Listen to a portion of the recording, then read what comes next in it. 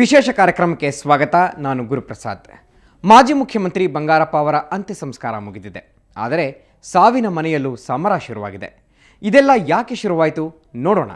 ಇದು ಸಾವಿನ ಮನೆಯ ಸಮರದ ಹಿಂದಿನ ಕಥೆ.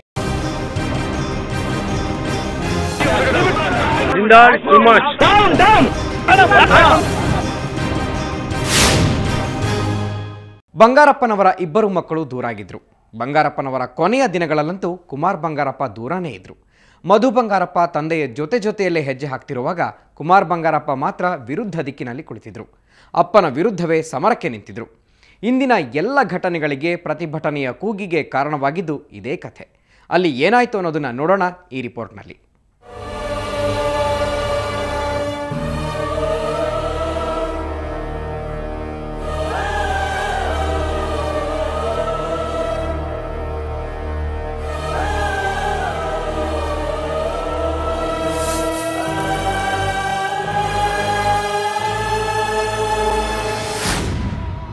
ಸಾರೆಕೊಪ್ಪ ಬಂಗಾರಪ್ಪ ರಾಜ್ಯದ ಮಾಜಿ ಮುಖ್ಯಮಂತ್ರಿ. ಮೊನ್ನೆಯಷ್ಟೇ ನಮ್ಮಿಂದ ದೂರವಾದ ಈ ಧೀಮಂತ ನಾಯಕನ ನೆನಪು ಇನ್ನೂ ಹಸಿರಾಗಿಯೇ ಇದೆ. ಕುಟುಂಬದ ಕಣ್ಣೀರಿನ್ನೂ ಆರಿಲ್ಲ. ಬಂಗಾರಪ್ಪನವರ ಆತ್ಮವೀಗ ಪಂಚಭೂತಗಳಲ್ಲಿ ಲೀನವಾಗಿದೆ. ಅವರ ಹುಟ್ಟೂರಾದ ಕುಬಟೂರಿನಲ್ಲಿ ಅವರ ಪಾರ್ಥಿವ ಶರೀರದ ಚಿತಾಭಸ್ಮದ ಕಾವು ಇನ್ನೂ ತಣ್ಣಗಾಗಿಲ್ಲ. ಆದರೆ ಸಾವಿನ ಮನೆಯಲ್ಲೂ ರಾಜಕೀಯ ಶುರುವಾಗಿದೆ.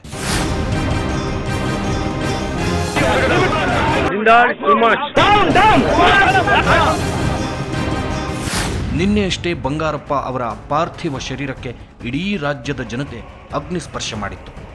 ಅಗ್ನಿಸ್ಪರ್ಶಕ್ಕೂ ಮುನ್ನ ಚಿತೆಗೆ ಅಗ್ನಿಸ್ಪರ್ಶ ಮಾಡುವವರು ಯಾರು ಅನ್ನೋದು ಕುಟುಂಬದ ನಡುವೆ ಚರ್ಚೆಗೆ ಕಾರಣವಾಗಿತ್ತು. ಸಂಪ್ರದಾಯದ ಪ್ರಕಾರ ಚಿತೆಗೆ ಅಗ್ನಿಸ್ಪರ್ಶ ಮಾಡಬೇಕಾಗಿದ್ದವರು ಹಿರಿಯ ಪುತ್ರ ಕುಮಾರ್ ಬಂಗಾರಪ್ಪ. ಆದರೆ ಚಿತೆಗೆ ಅಗ್ನಿಸ್ಪರ್ಶ ಮಾಡಿದ್ದು ಮಧು ಬಂಗಾರಪ್ಪ. ಕಾರಣ, ಕುಮಾರ್ ಬಂಗಾರಪ್ಪ ತಂದೆಯನ್ನೇ ಧಿಕ್ಕರಿಸಿ ನಡೆದಿದ್ದ ಮಗ, ಅಪ್ಪನ ಮಾತು ಕೇಳದ ಮಗ, ಅಪ್ಪನನ್ನೇ ಎದುರಿಸಿ ನಿಂತಿದ್ದ ಮಗ. ಬಂಗಾರಪ್ಪನವರ ಕೊನೆಗಾಲದಲ್ಲೂ ಕುಮಾರ್ ಬಂಗಾರಪ್ಪ ತಂದೆಯ ಜೊತೆಯಲ್ಲಿರಲಿಲ್ಲ. ಬಂಗಾರಪ್ಪ ಅವರನ್ನು ಮಗುವಿನಂತೆ ನೋಡಿಕೊಂಡಿದ್ದು ಮಧು ಬಂಗಾರಪ್ಪ. ಅದು ಶಿವರಾಜ್ ಕುಮಾರ್ ಅವರ ಮಾತಿನಲ್ಲೇ ವ್ಯಕ್ತವಾಗುತ್ತಿತ್ತು. ಫ್ಯಾಮಿಲಿ ಸಂಬಂಧಪಟ್ಟ ವಿಷಯ ಫ್ಯಾಮಿಲಿಲೇ ಇರಬೇಕು. ಅದು ಜಾಸ್ತಿ ಹೊರಗಡೆ ನಾವು ಹೇಳೋಕ್ಕೋಗಲ್ಲ. ಇವತ್ತು ಮದುವರು ಮಾಡಿದ್ರೆ ಮದು ಮಾಡಬೇಕಷ್ಟೇ. ಅದು ಅವ್ರ ಕರ್ತವ್ಯ, ಅವ್ರ ಡ್ಯೂಟಿ. ಯಾಕಂದರೆ ಹೇಳಿಲ್ವ ನಾವು ಅವ್ರನ್ನ ಒಂದು ಮಗು ಥರ ನೋಡ್ಕೊಂಡಿದ್ದಾರೆ ಅವರು. ಸೊ ಯಾವಷ್ಟೇ ಮಗು ಅವ್ರಿಗೆ ಇವಾಗ ಏನಾದ್ರು ಮದುನೇ ಇವಾಗ ತಂದೆ ಥರ ಅವ್ರಿಗೆ ಇವಾಗ. ಸೊ ತಂದೆ ಸ್ಥಾನದಲ್ಲಿ ಅವ್ನು ಮಾಡಲೇಬೇಕಾಗುತ್ತೆ.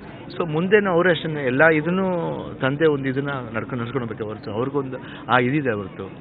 ಬಟ್ ನನ್ನ ನೋಡಿದ ಪ್ರಕಾರ ಮಧು ಅವರು ತುಂಬ ಆತ್ಮೀಯತೆಯಿಂದ ತಂದೆ ನೋಡ್ಕೊಂಡಿದ್ದಾರೆ. ಅದು ನಮಗೆ ಬಹಳ ಖುಷಿ. ಇಂಥ ಒಬ್ಬ ಮಗ ಇರೋದು ಇದ್ರಲ್ಲಿ ಪುಣ್ಯ ಮಾಡೋದು. ಹೌದು, ಹೀಗಾಗಿಯೇ ಕುಮಾರ್ ಬಂಗಾರಪ್ಪ ಚಿತೆಯ ಸ್ಥಳಕ್ಕೆ ಹೋದಾಗ ಮಧು ಬಂಗಾರಪ್ಪ ಬೆಂಬಲಿಗರು ಧಿಕ್ಕಾರದ ಕೂಗು ಹಾಕಿದ್ದು. ನಿನ್ನೆ ಬಂಗಾರಪ್ಪನವರ ಪಾರ್ಥಿವ ಶರೀರಕ್ಕೆ ಅಗ್ನಿಸ್ಪರ್ಶ ಮಾಡುವಾಗಲೂ ಕುಮಾರ್ ಬಂಗಾರಪ್ಪ ಅವರನ್ನು ಚಿತೆಯ ಸ್ಥಳಕ್ಕೆ ಬಿಟ್ಟುಕೊಂಡಿರಲಿಲ್ಲ.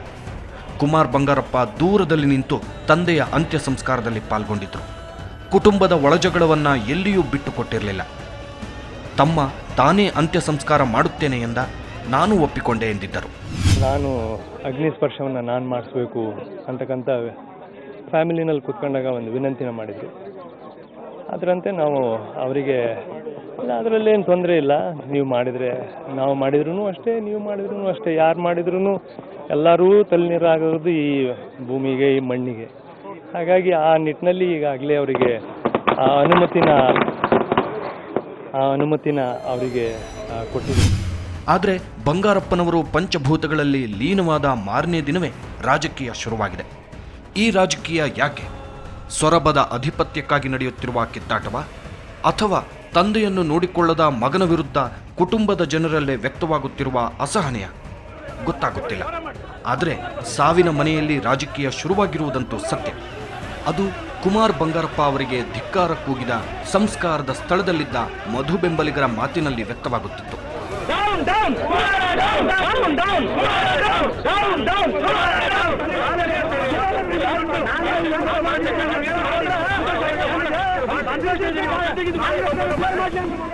ಶಕುಂತಲಾ ಬಂಗಾರಪ್ಪನವರು ಜೊತೆಗೆ ಮಧು ಬಂಗಾರಪ್ಪನವರು, ಕುಮಾರ್ ಬಂಗಾರಪ್ಪನವರು ಸೇರಾಗಬೇಕಾಯಿತು.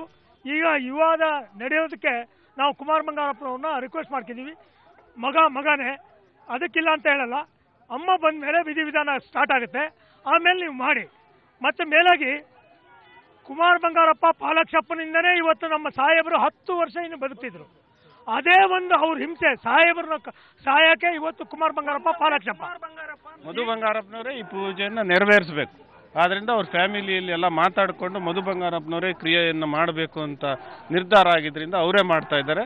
ಇದು ಹಾಗೆ ಬಂದು ಮಾರ್ಗದಲ್ಲಿ ಬಂದು ಕುಮಾರ್ ಬಂಗಾರಪ್ಪನವ್ರು ಏನು ಪೂಜೆ ಮಾಡ್ಲಿಕ್ಕೆ ಬಂದಿದ್ದಾರೆ, ಇದು ಸರಿಯಾದ ಕ್ರಮನೂ ಅಲ್ಲ. ಇದು ಯಾರು ಅದಕ್ಕೆ ಬೆಂಬಲಿಸೋದು ಇಲ್ಲ. ಅವರು ಸಂಪೂರ್ಣವಾಗಿ ಅವ್ರ ಸಮಾಜನೂ ಸಹ ಅವ್ರು ವಿರೋಧ ಮಾಡ್ತಾ ಇದೆ. ಆದ್ರಿಂದ ಅವ್ರು ಇಂಥ ಕೃತ್ಯಗಳನ್ನು ಮಾಡಬಾರದು. ಮಧು ಬಂಗಾರಪ್ಪ ಬೆಂಬಲಿಗರ ವಾದದಲ್ಲೂ ಹುರುಳಿತ್ತು. ಕುಮಾರ್ ಬಂಗಾರಪ್ಪ ಬೆಳಿಗ್ಗೆ ತಮ್ಮ ಕುಟುಂಬದೊಂದಿಗೆ ಒಬ್ಬರೇ ಬಂದಿದ್ದರು. ತಾಯಿ ಶಕುಂತಲಾ ಅವರಾಗಲಿ ತಮ್ಮ ಮಧು ಬಂಗಾರಪ್ಪ ಅವರಾಗಲಿ ಕುಮಾರ್ ಜೊತೆಯಲ್ಲಿರಲಿಲ್ಲ. ಕುಮಾರ್ ಪತ್ನಿ ಮತ್ತು ಮಕ್ಕಳಷ್ಟೇ ಇದ್ದರು. ಬಂದವರೇ ತಮ್ಮ ಪಾಡಿಗೆ ತಾವು ಪೂಜೆ ಮುಗಿಸಿ ಚಿತಾಭಸ್ಮ ಸಂಗ್ರಹಿಸಿದ್ದರು. ವಿಷಯ ಕಾಳ್ಗಿಚ್ಚಿನಂತೆ ಹಬ್ಬಿತು. ಇನ್ನೂ ಸಂಸ್ಕಾರ ನಡೆದ ಸ್ಥಳದಲ್ಲೇ ಇದ್ದ ಕುಮಾರ್ ಬಂಗಾರಪ್ಪ ಪ್ರತಿಭಟನೆಯ ಬಿಸಿ ಅನುಭವಿಸಬೇಕಾಯಿತು.